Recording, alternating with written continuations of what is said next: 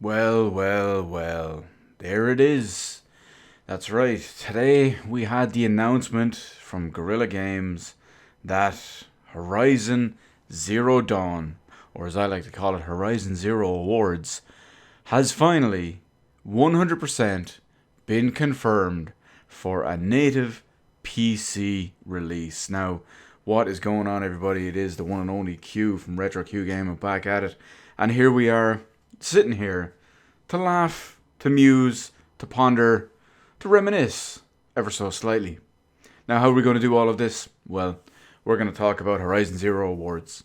So, first things first, Horizon will be coming as the complete edition to PC in summer of 2020. There's no exact time frame, well, there's no exact release date just yet, not even a month or a date, but just summer is all we know. So chances are it's going to be out within the next couple of months, pending any delays or anything like this. Now, this has been rumored and hinted at and all as well from listings that were made and pulled and made and pulled and comments that were made and whatnot before. But now it's complete. It's out there. It's not PlayStation Now. It's not the streaming version. It is the proper native PC version. Because it is the complete edition, it comes with pretty much all the DLC except the Sony exclusive stuff. And it will include the expansion version, which is the Frozen Wilds. Now, we haven't got massive amounts of detail just yet on what else is going to be improved with the glorious PC Gaming Master Race version, but it does have a nice little additional side effect of Fanboy Meltdown, which we're going to talk about now in a minute. But of course, most of us are expecting the main usual staples when something comes to PC. Higher quality everything, native resolution, at least native high resolution, none of this crappy upscale checkerboard crap. And of course, better controls and playable frame rate. That's the stuff that proper PC versions are made of. Now, this is coming to Steam in summer, so there is a Steam page already up for it, so you can wishlist it or whatnot. No word on price just yet. Wouldn't surprise me if it was a little under full price, maybe €40 or something like that. But let's talk about the ramifications and overall the situation. Now, of course, perhaps most importantly is the one I alluded to just a moment ago. As you would expect, we have the PlayStation fanboys, or as some people call them, the Sony ponies. I still don't understand that one at all. Is it just because it rhymes? Is that it? I don't get it. That one just doesn't make any sense to me. Xbot, Corporate Slave, Nintendrone, those work. But Sony Pony is really just because it rhymes. So much better you could do. But anyway, back to the point. These guys, as usual, are in complete meltdown. Many of them, not all of them, of course, but many of them, the fanboys that we know and love to laugh at, they're the ones that are now disowning Guerrilla. They're disowning Sony. They are now disowning Horizon Zero Awards, and they are slamming it. These are the same people who said it was a 10 out of 10 game whenever it launched, what was it, 3 years ago? And now they're saying, oh, it's mediocre at best, completely average and forgettable, because, well, their feelings are hurt. Now, of course, I'm not going to go into the full detail on it. I'm not going to read verbatim and whatnot, but we have the likes of the head of Sony Worldwide Studios, the new head of Sony Worldwide Studios, who has been saying that just because one game is coming to PC, one AAA first-party game is coming to PC, that we aren't already confirming day and date releases of every game coming to PC, blah, blah, blah, yada, yada, yada. Of course, this makes sense in several reasons. I'm going to look at it a couple of different ways. I'm going to look at it from my side of it, and usually that is because they're maybe potentially damage controlling it a little bit because, well, they need damage control from the fanboys and whatnot. And of course, if they tell people that, sure, the game will come to PC, so you've no need to buy a PS5, that's a bad idea. So yeah, it makes sense why they would say something like this. Now, do I think every first-party Sony exclusive is going to come to PC? No, I don't. But we have had one or two other situations on top of all of this, and not including the Quantic Dream stuff, where we have hints and possible breadcrumbs and maybe a glimpse into the future. And remember, when we're talking about the future, we're talking about Nos Q Damas here.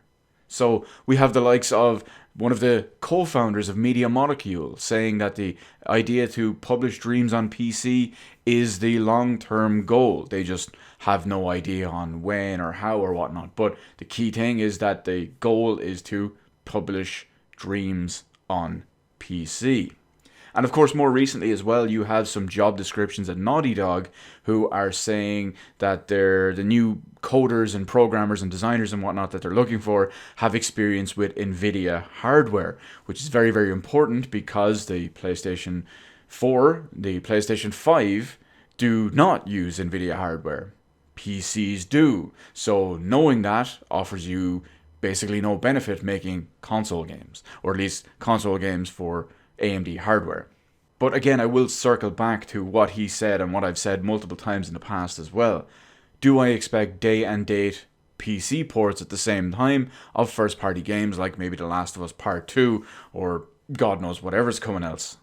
No, I don't. I don't whatsoever. Sony are playing this a little bit smart, a little bit coy. They're doing it so that a game that has basically passed its prime and is at its end of life when it comes to consoles is now opened up to a new market. So you have a game like Horizon Zero Awards, which has sold something like maybe 10 or 12 million units as it is, but the game is always on sale for 5, 7, 10 euro. No one on PlayStation is still buying this game anymore. But a couple of years after launch, they bring it to PC, and boom, you have a much bigger market than any PlayStation console, or hell, even every PlayStation console combined. You now have an extra additional market to pull money from. People will also go with, oh yeah, now people will play the first one on PC, get hyped for the second one, and buy a PS5. No, you fucking idiots, that's not going to happen. But here's a quick little flip side. I had absolutely zero interest in Horizon Zero Awards for all 3+ years that it's been out. Now that I know it's coming to PC, maybe, just maybe down the line, I might pick it up when I'm bored one night on Steam and play it at 60 frames plus per second, because I can. My point being that if Sony or Microsoft or Nintendo or whoever were to bring their library of exclusive games to the PC, I would possibly, potentially, be slightly inclined to maybe try out some of the ones that I had no interest in before. I may buy this. If God of War was to come to PC, there's a very, very slim chance that I would even try that. Because, well, God of War just doesn't do it for me. But hell, if it's on PC, if it's the right price, the right performance, the right visuals, the right everything, maybe I could be enticed. But that's just me. And I will just end it out with one last thing that I just do want to say, is that every game should be on PC. Why? Because every game is best on PC. There's no shitty hardware limitations that you might have to deal with the PS4, the PS5, the Xbox, whatever it is. PC will give you the best version of every single game. And that's why everything should be on here. Not to mention for archival purposes as well. Sure, I'm the old school retro hardware guy, but there's something to be said about connecting up a PS1 to play a PS1 game because your current stuff won't do it, versus it working natively on your PC in your existing digital library. But anyway, how do you feel about this? About Horizon Zero Awards and potentially more PlayStation exclusives, if you will, which are no longer exclusive, coming to PC? Will you be trying it out? Are you now slightly interested in it? Do you not care? Are you burning your PS4 because of this and cancelling your PS5 pre-order?